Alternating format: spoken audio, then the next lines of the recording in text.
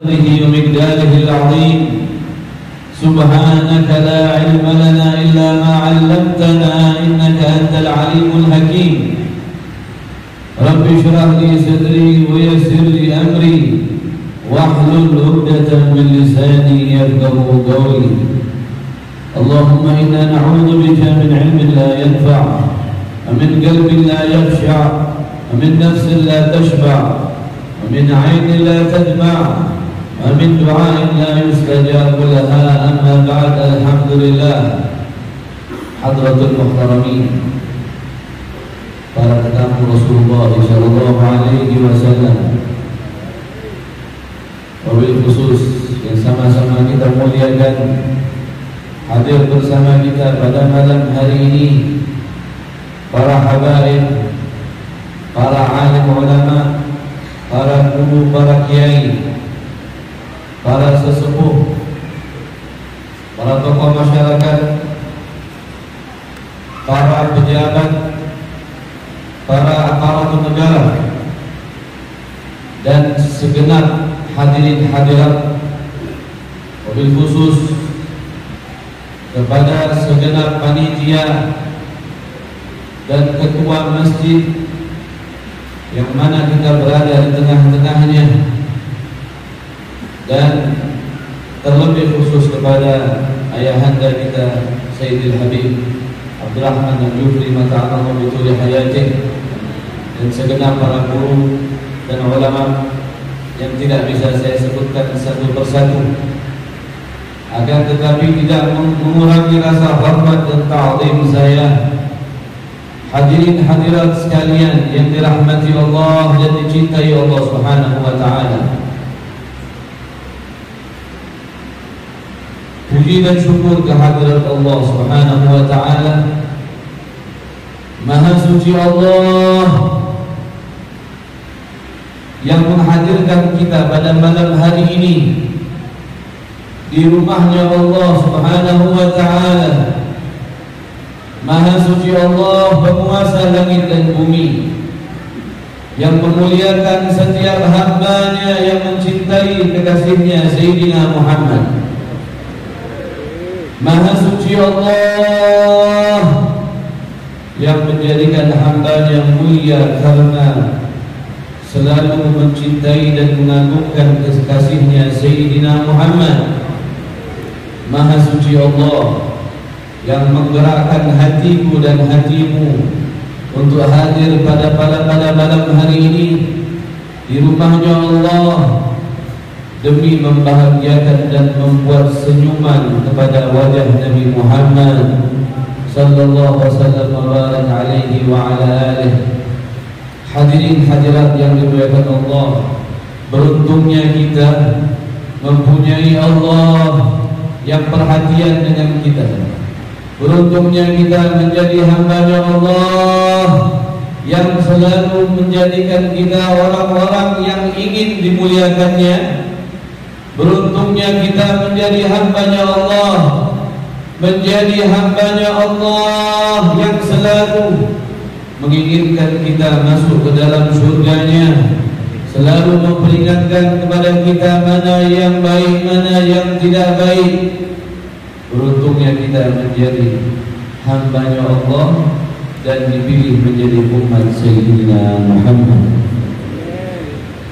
Hadirin hadirat yang dimuliakan Allah, tidak ada satupun di antara kita yang ada di tempat ini memilih hidupnya untuk menjadi umat Nabi Muhammad. Tidak ada satupun di antara kita yang memilih ingin menjadi umat Sayyidina Muhammad, akan tetapi kemuliaan menjadi umat Nabi Muhammad diberikan kepada kita, dianugerahkan kepada kita, sehingga kita menjadi umat yang paling mulia di antara umat-umat yang lain. Tidak ada satupun umat yang lebih mulia di atas umat Nabi Muhammad sallallahu alaihi wasallam. Itu dikarenakan anugerah Allah kepada kita sekalian. Itu merupakan anugerah Allah di mana Allah selalu tidak berhenti memberikan nikmat kepada kita sekalian, hadirin hadirat.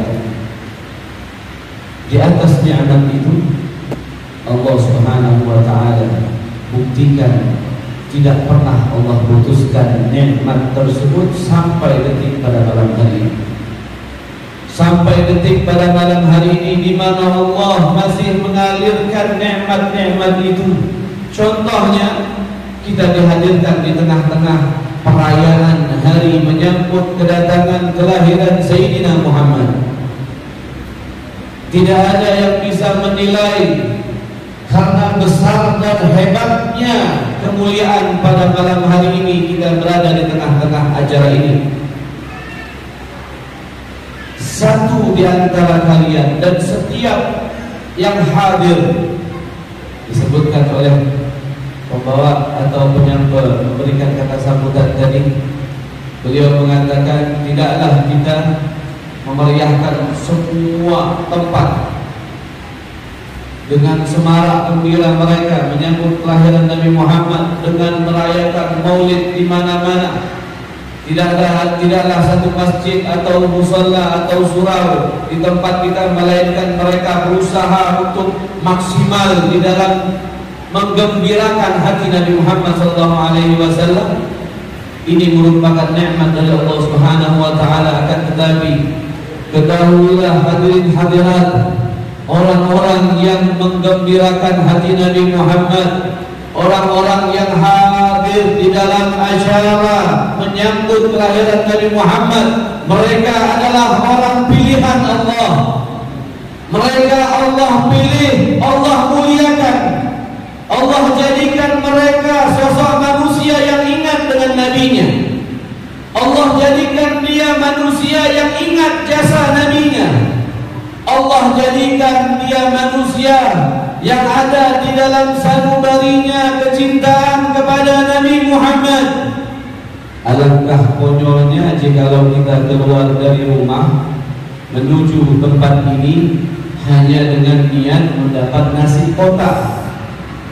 Alangkah konyolnya jikalau kita keluar dari rumah jauh dekat, merelakan waktu tidurnya, merelakan waktu santainya untuk datang ke ini tempat hanya untuk dapat kue, hanya untuk dapat duduk melihat yang ceramah, hanya mengisi kosong waktunya saja dibandingkan dia di rumah menganggur. Alangkah konyolnya seseorang datang ke tempat ini hanya ingin mengetahui ada apa di tempat ini, apa yang akan dilakukan di tempat ini. Ini orang-orang yang konyol. Akan tetapi yakinlah hadirin hadirat, bahkan kita hadir ke ini tempat pun kaki kita diberikan kekuatan oleh Allah untuk menghadiri ini karena ada satu power yang begitu besar di dalam hati kita, karena kita mengingat Nabi Muhammad, karena kita mencintai Nabi Muhammad SAW. Di samping niat-niat yang lain, hadirnya kita pada malam hari ini pasti akan menggembirakan hati Nabi Muhammad. Hadirnya kita pada malam hari ini di tempat ini adalah tanda bahwa kita mencintai Sayyidina Muhammad. Dan yakinlah ibu-ibu sekalian, bapak-bapak sekalian, Nabi Muhammad tidak akan pernah lupa apa yang pernah kita lakukan untuknya. Nabi Muhammad tidak akan pernah melupakan sedikit pun kebaikan umatnya yang diberikan kepada Nabi Muhammad SAW. Rasul tidak mengharap apapun dari kita, melainkan hanya mengharap umatnya mentaati apa yang diperintahkan oleh Allah, mentaati apa yang diajarkan olehnya, mentaati apa yang disunnahkan olehnya. Nabi Muhammad tidak menuntut apapun, tidak menuntut dunia, tidak menuntut pujian, tidak menuntut jabatan, tidak menuntut apapun, melainkan harapan Nabi Muhammad tidak ada satupun dari umatnya melainkan mereka semua selamat dari nerakanya Allah.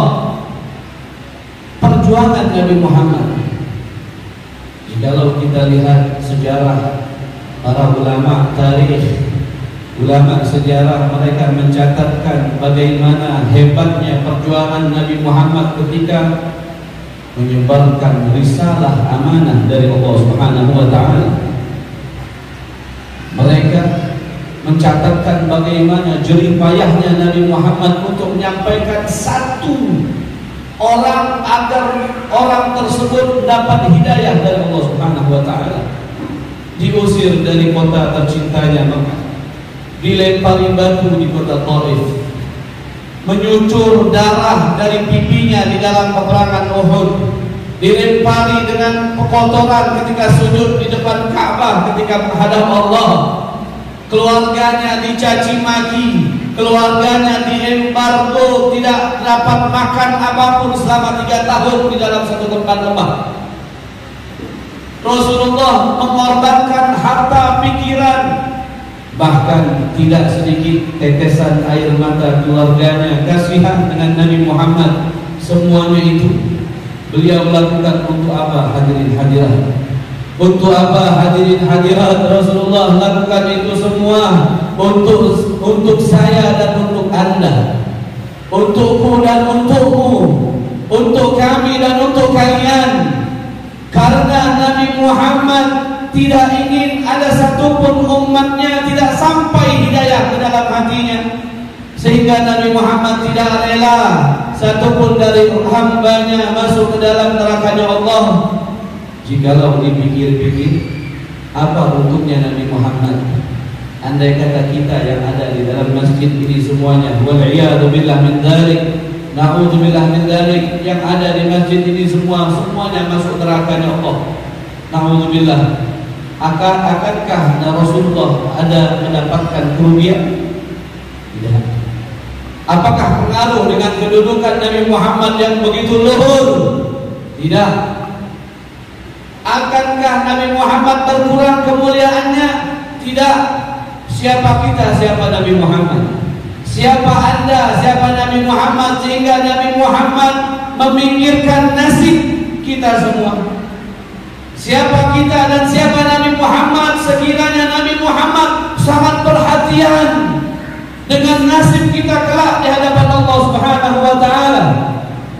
Satu persatu Nabi Muhammad perhatikan, jangan sampai mereka masuk ke dalam jurang jahanam, masuk ke dalam neraka Allah. Dalam satu riwayat Rasul sallallahu alaihi wasallam ketika diberikan tempat duduk khusus bersama semua para nabi dan para rasul di singgasana yang sangat mewah dan sangat nyaman, Allah Subhanahu wa taala berikan tempat tunggunya para nabi dan para rasul. Semua nabi dan semua rasul duduk di tempat yang sama. Di situ ada Sayyidina Muhammad. Sallu ala Muhammad.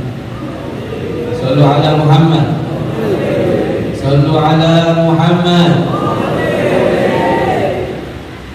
Rasul sallallahu alaihi wasallam ketika semua para nabi dan para rasul duduk dengan tenang, Nabi Muhammad tidak duduk seperti orang gelisah. Mereka duduk di singgasananya hanya untuk menunggu waktu mereka masuk ke dalam surga, di mana umat yang lain sedang dihisab oleh Allah, sedang dipanggil satu persatu. Fulan bin fulan liyaumi ardi Allah,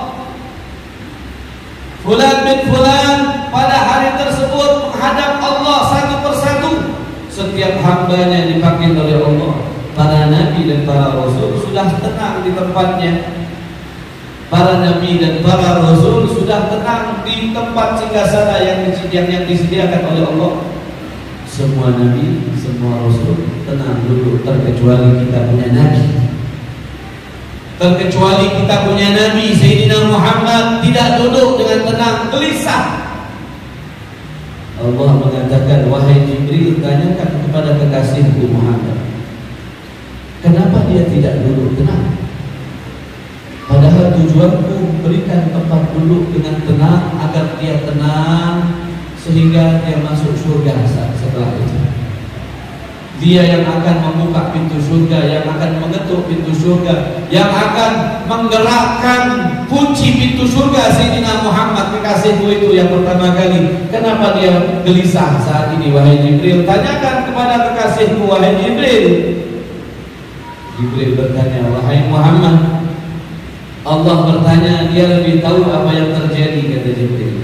Kenapa engkau tidak duduk tenang, terlihat gelisah saat ini wahai Muhammad?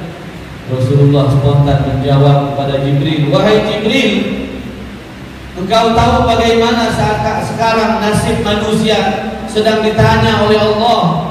Bagaimana dengan hal itu aku bisa duduk dengan tenang, sedangkan aku tidak dapat jaminan, kabar jaminan bahwa tidak ada satupun daripada umatku selamat dari api neraka.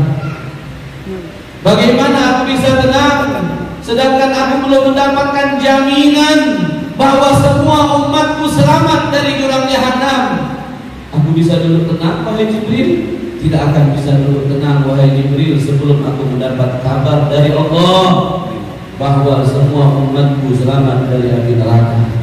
Semua umatku selamat dari api neraka, semuanya masuk ke dalam surga sesuai apa yang dikatakan oleh Nabi Muhammad, kullu ummati yadkhuluna al-jannata illa man abah. Setiap umatku semuanya, seluruh umatku masuk ke dalam surga, kata Nabi Muhammad, terkecuali ada mereka yang tidak mau, kata Rasulullah. Illa man abah, kecuali mereka yang tidak mau, kata Rasulullah. Sahabat yang mendengar hadis tersebut bertanya, ya Rasulullah, heran mereka, adakah mereka yang tidak mau masuk ke dalam surga? Adakah mereka yang menolak masuk ke dalam surga sehingga engkau jamin, berikan jaminan dia yang tidak mau dapat jaminan itu? Kata Rasulullah, man ata'ani dakhala al-jannah wa man asani faqad aba. Mereka yang taat kepadaku, aku kabarkan dia pasti masuk surga. Wa man asani faqad aba. Mereka yang menolak adalah mereka yang bermaksiat kepada perintah-perintahku dan perintah Allah. Di dalam hadis Rasulullah berdebat dengan malaikat Zabaniyah,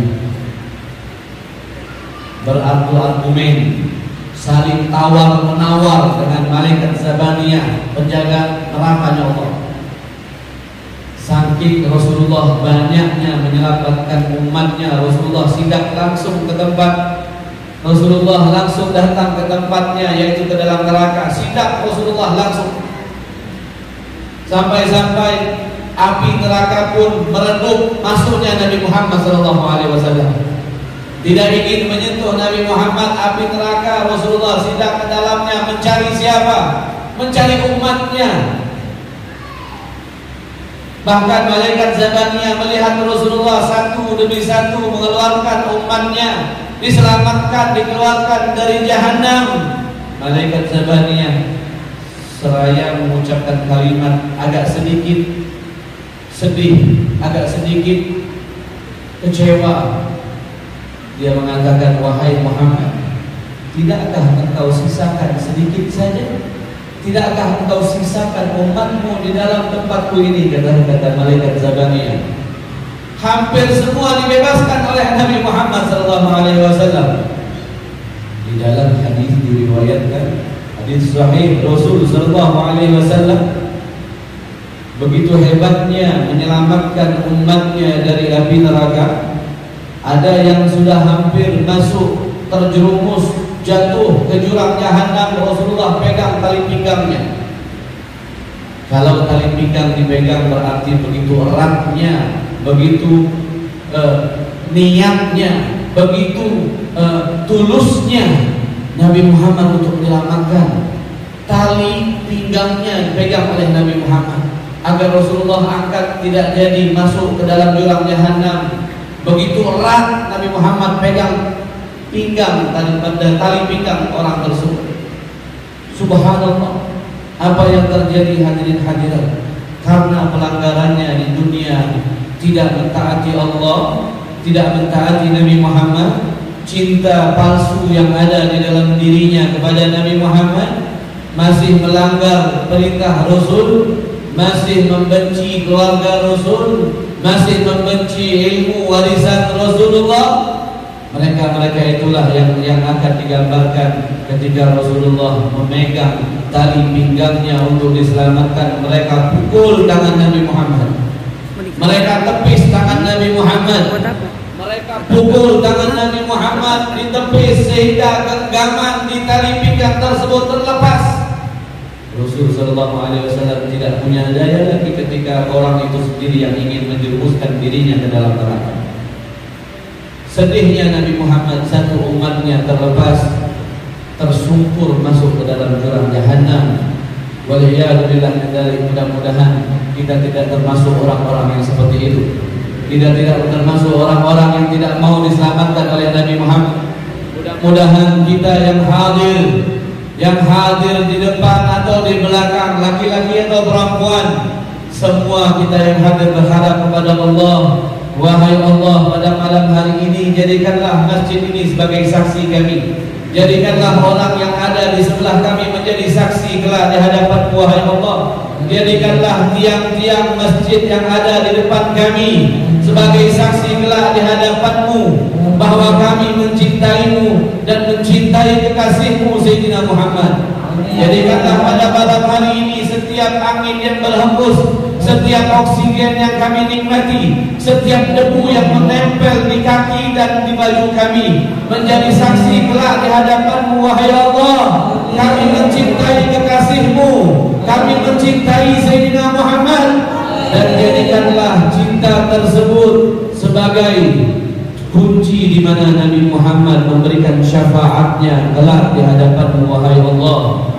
Hadirin hadirat yang dimuliakan Allah, begitu sedihnya Nabi Muhammad ketika melihat ada satu jenazah yang sedang dibopong, yang sedang ditandu oleh rombongan orang-orang Yahudi. Ternyata jenazah tersebut salah satu daripada orang Yahudi yang bertetangga dengan Nabi Muhammad SAW. Rasulullah saat melihat jenazah tersebut berdiri di antara kerumunan sahabat-sahabatnya yang sedang berkumpul dengan Rasulullah. Berdiri Rasulullah sehingga Rasulullah pun tidak sempat memakai syalnya lagi. Rasulullah tarik syalnya, diseret oleh Rasulullah. Rasulullah maju ke depan melihat jenazah Yahudi tersebut sedang diantarkan ke kuburannya. Rasulullah mengangkat tangan menunjuk kepada jenazah tersebut, mengisyaratkan, mengabarkan kepada sahabat-sahabat yang lain. Sahabat tersebut mengatakan, "Ya Rasulullah, engkau begitu menghormatinya, jenazah Yahudi itu ya Rasulullah. Itu jenazah Yahudi ya Rasulullah. Segininya engkau berdiri ingin melihat jenazah Yahudi. Segitu hebatnya engkau berdiri ingin melihat jenazah Yahudi." Rasulullah seraya langsung menjawab pertanyaan orang tersebut, sahabat tersebut. Rasulullah mengatakan, "Nafsun tafallatan min yadi ila jahannam." Rasulullah sambil bersedih mengatakan, "Satu jiwa lepas dari genggamanku," kata Nabi Muhammad, "sekarang diantar ke jahanamnya Allah Subhanahu wa taala." Ini rahmat yang ada di dalam hati Nabi Muhammad. Kepada orang kafir sekalipun rahmat luar biasa. Tidaklah Rasulullah memandang kepada seorang wajah kafir, melainkan Nabi Muhammad sangat berniat bahwa orang tersebut diharapkan bisa mendapatkan hidayah dan beriman kepada Allah Subhanahu wa taala. Ambil pelajaran hadirin hadirat, bagaimana akhlak mulianya Nabi Muhammad. Bagaimana begitu mulianya akhlak Nabi Muhammad, begitu lembutnya perangai Rasulullah, begitu mulia dan indahnya akhlak Rasulullah. Jangan kita jadikan iman kita lah yang merusak Islam, akhlak kita lah yang mencoreng agama yang indah dibawa oleh Nabi Muhammad. Jangan pernah kita membawa agama ini untuk mengotorinya di hadapan orang-orang yang belum mempercayai agama ini. ajari mereka, dakwahi mereka dengan akhlak sebelum dengan lisan. Pandang mereka dengan rahmat sebagaimana Nabi Muhammad memandang mereka dengan rahmat dan kasih sayang. Tunjukkan agama kita adalah agama yang paling baik. Agama kita adalah agama yang paling mulia. Agama kita adalah agama yang mengajarkan kesantunan. Ajarkan kepada mereka, tunjukkan kepada mereka dengan perilaku kita. Berapa banyak orang-orang yang tidak mengenal Islam benci dengan Islam gara-gara melihat perilaku orang Islam. Oleh karenanya jangan coreng agama Sayyidina Muhammad dengan perilakumu yang engkau tidak ikuti akhlaknya, tapi engkau mengikuti akhlak musuh-musuhnya. Rasulullah mengajarkan kita akhlak yang begitu luar biasa. Kepada orang yang tidak seiman dengan kita pun Rasulullah sangat baik. Ada satu cerita ibu-ibu, bapak-bapak sekalian, ketika Rasulullah bertetangga dengan orang kafir Quraisy. Orang kafir Quraisy di sebelah Rasulullah itu selalu, seorang kafir itu selalu melempari atau meletakkan kotoran di halaman depan rumah Nabi Muhammad SAW. Setiap hari pemuda kafir tersebut meletakkan kotoran di depan pintu rumah Nabi Muhammad SAW. Dan Rasulullah dengan sabarnya setiap hari melihat kotoran tersebut. Rasulullah tahu siapa yang meletakkan daripada kotoran itu. Tapi Rasulullah dengan sabarnya, dengan lembutnya, Rasulullah hanya membersihkan dengan hati yang sabar. Bahkan hadirin hadirat, ketika ditanya oleh sahabat Rasulullah, bagaimana kelakuan tetanggamu yang kafir tersebut wahai Rasulullah? Rasulullah mengatakan, wahai sahabat-sahabatku, aku punya tetangga yang masih belum memeluk Islam. Aku punya tetangga orang kafir itu sangat baik perilakunya, baik, tidak pernah menyakiti, tidak pernah mengganggu, sangat baik. Bahkan Rasulullah mengatakan, aku yang mungkin mempunyai tetangga paling baik di antara kalian. Padahal setiap hari Rasulullah membersihkan kotoran atas ulahnya. Tapi Rasulullah mengatakan bahwa tetanggaku adalah tetangga yang paling baik mungkin di antara tetangga-tetangga kalian. Akhlak yang begitu mulia, yang mencerminkan bagaimana Allah mengatakan di dalam Al-Quran, gambaran akhlak yang digambarkan oleh Allah di dalam Al-Quran. Wa innaka la'ala khuluqin 'azim. Pujian Allah kepada Nabi Muhammad pasti betul, pasti benar, betul adanya dengan perilaku yang ada, dengan perilaku keseharian Rasulullah. Allah mengatakan, sesungguhnya engkau wahai Muhammad, wa innaka la'ala khuluqin 'azim, wa innaka la'ala khuluqin 'azim. Sesungguhnya engkau Muhammad pasti memiliki akhlak yang sangat luhur. Sayyidatuna Fatimah, Sayyidatuna Aisyah ketika ditanya oleh sahabat, wahai Aisyah, gambarkan kepada kami, beritakan kepada kami, katakan kepada kami bagaimana akhlak Nabi Muhammad SAW. Karena engkau lebih mengenal Rasulullah, engkau lebih mengenal Rasul. Engkau mengenal Rasul di dalam, engkau mengenal Rasul di luar. Engkau yang lebih mengenal Rasul dibanding kami. Katakan, sifatkan, sifi lana awsafan Rasul, sifi lana awsafan Nabi. Sifatkan kepada kami bagaimana sifat Nabi Muhammad SAW. Wahai Aisyah. Aisyah menjawab, perempuan yang cerdas, perempuan yang faqih, perempuan yang memang dipilih oleh Allah untuk mendampingi Nabi Muhammad SAW. Jawaban yang begitu hebat yang dijawab oleh Sayyidatuna Aisyah. Beliau menjawab, kana khuluquhul Quran. Adapun akhlak Nabi Muhammad adalah apa yang ada di dalam kandungan Al-Quran. Ka'annahul Quran yamshi 'alal ardh. Seakan-akan Rasulullah adalah Quran yang berjalan di atas muka bumi. Setiap kebaikan yang ada di dalam Al-Quran pasti ada di dalam diri Nabi Muhammad sallallahu alaihi wasallam barak alaihi wa ala alihi.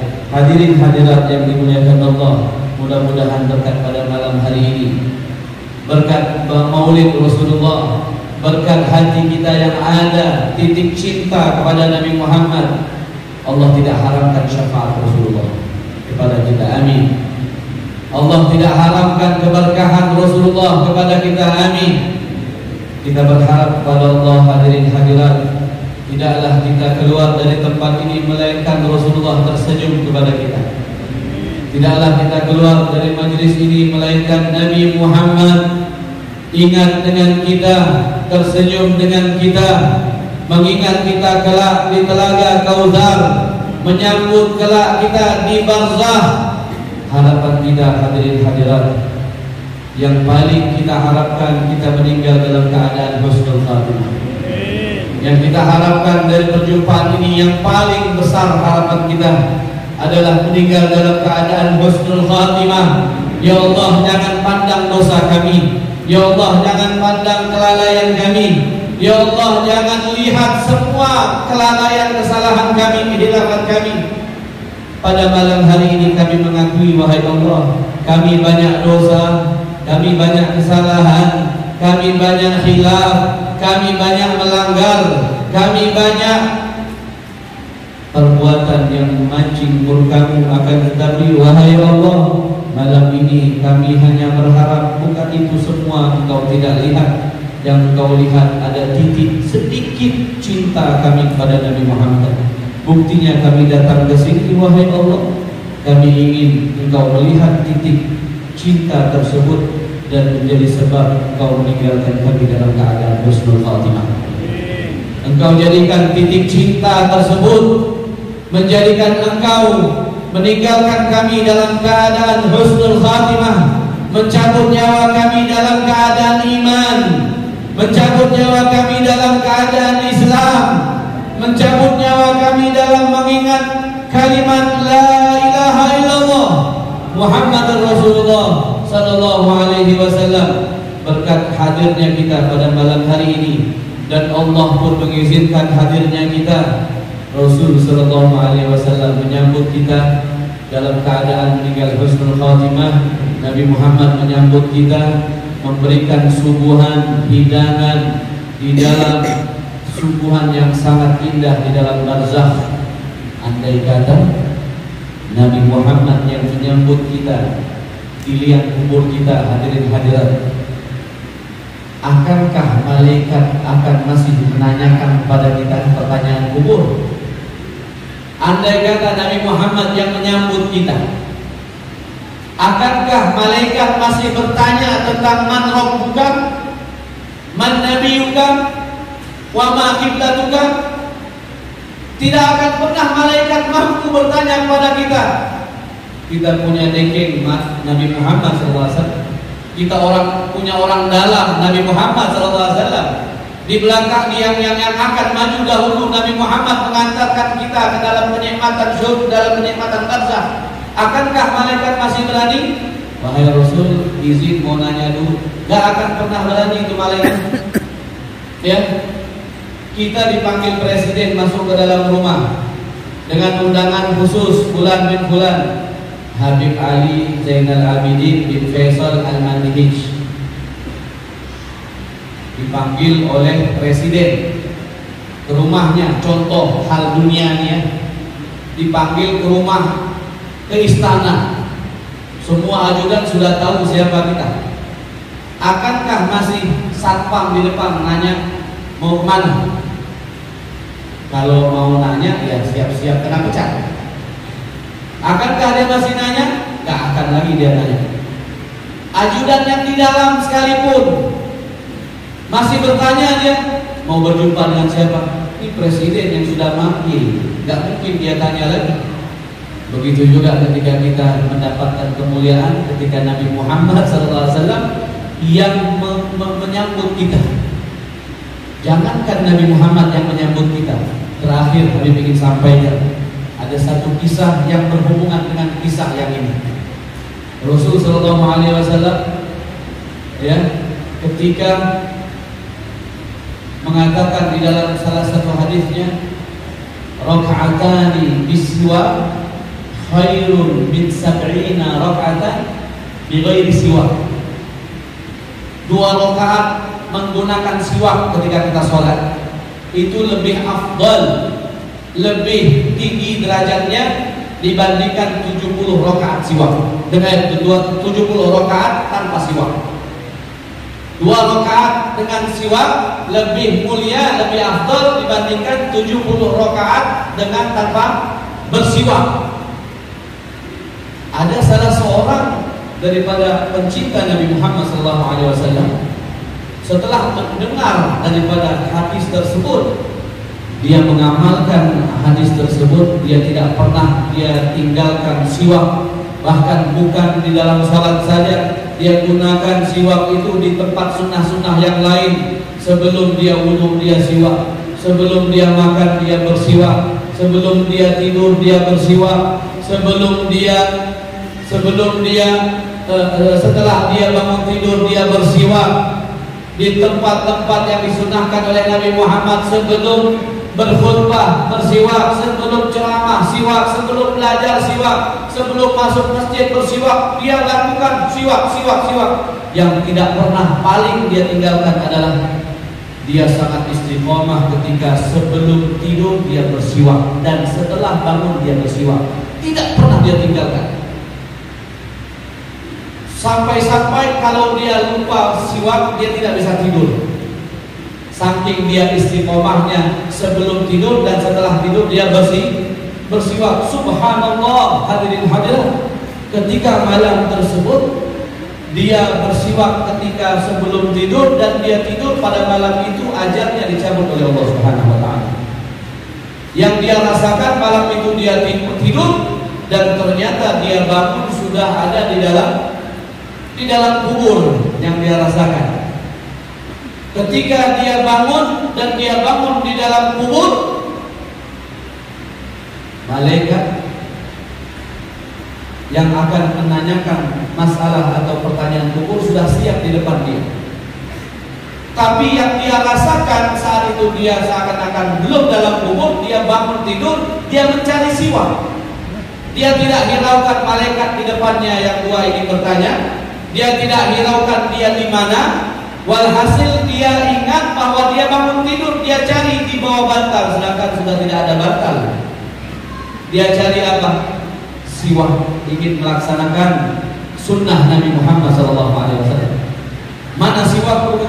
Mana siwakku? Dia ingin bersiwak padahal dia sudah ada di dalam bungkusan kafan. Dia cari siwak. Malaikat tadi yang melihat perilakunya, ini orang tidak sadarkah sudah dalam kubur? Apa yang dia cari? Dia mencari siwak. Malaikat berbisik, wahai malaikat, ini orang sangat perhatian dengan sunnah Rasulullah. Ini orang sangat perhatian dengan sunnah Nabi Muhammad. Akankah kita tanyakan lagi pertanyaan kubur? Dia bangun dari kubur saja, seakan-akan dia bangun dari tidur, dia mencari sunnah Nabi Muhammad. Akankah pantas kita menanyakan lagi bagaimana man rabbuka wa man nabiyuka? Kata malaikat, betul kata, tidak perlu lagi kita tanyakan. Akhirnya orang itu gara-gara siwak, dua malaikat ini tadi tidak jadi bertanya tentang pertanyaan kubur. Ini orang pasti bisa jawab. Jangankan pertanyaan kubur, siwak saja dia laksanakan di dalam kubur. Bagaimana pastinya dia akan jawab apa pertanyaan kita? Ya, ini adalah salah satu fadilah dari sunnah yang sangat kecil dari sunnah Nabi Muhammad SAW, yang sangat ringan. Salah satu faedahnya selamat dari azab kubur. Orang yang selamat dari pertanyaan pasti dia akan dapat keselamatan di dalam kubur. Mudah-mudahan bukan hanya siwak yang kita andalkan, tapi cinta kepada Nabi Muhammad. Pada malam hari ini mudah-mudahan keringat kita pun, walaupun banyak atau sedikit keringat yang keluar, itu semua menjadi saksi kelak di hadapan Allah Subhanahu wa Ta'ala. Amin ya rabbal amin ya rabbal alamin. Sekali lagi kami ucapkan jazakumullah khair. Terima kasih banyak kepada semua hadirin hadirat yang hadir pada malam hari ini. Mudah-mudahan apa yang kalian hajatkan Allah kabulkan, dan semua orang-orang yang hadir di depan kita, di belakang para guru Habsyian, dan terutama Habib Abdul Rahman, mudah-mudahan beliau panjang umur, sehat walafiat. Dan ada anggota dewan juga di sini yang tadi sekaligus apa nih? Pengurus daripada Masya Allah ya, aktivitasnya di sana dan di ibadah pun beliau masih semangat. Mudah-mudahan ya, tanpa mengkhususkan siapapun pada malam hari ini, kita yang hadir di sini, mudah-mudahan semuanya dalam satu kata bahwa kita ingin mendapatkan syafaat Nabi Muhammad SAW. Ketika kumpul di satu tempat seperti ini, semua jas status kita letakkan di luar. Kita semua sama di mata Allah Subhanahu wa Ta'ala. Baik itu habaib atau bukan, baik itu orang biasa atau pejabat, baik itu siapapun, semua sama di mata Allah Subhanahu wa Ta'ala. Hanya saja Allah mengkhususkan orang-orang yang terkhusus. Hadirin hadirat yang dimuliakan Allah, Allahumma ja'al jam'ana hadza jam'an marhuma wa tafarraqna min ba'dihi tafarraqan ma'suma wa la taj'al minna wa la 'alaina syaqiyyan wa la mahruma. Allahumma hdina bi huda waj'alna mimman yusari'u fi ridha wa la tuwallina waliyan siwa wa la taj'alna mimman khalafa amraka wa 'asa wa hasbunallahu wa ni'mal wakeel wa la hawla wa la quwwata illa billahil 'aliyyil 'azim. Ya Allah biha ya Allah biha ya Allah bi husnil khatimah. Ya Allah biha ya Allah ya Allah biha ya Allah biha ya Allah bi husnil khatimah. Ya Allah biha ya Allah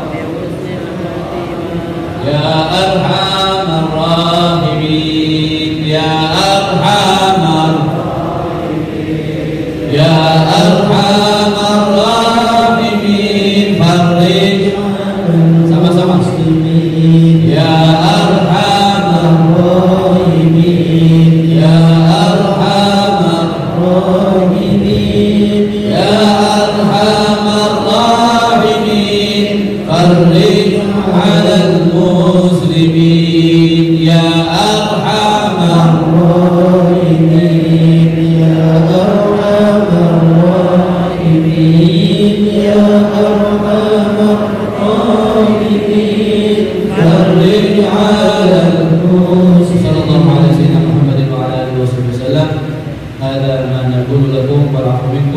Wassalamualaikum warahmatullahi wabarakatuh.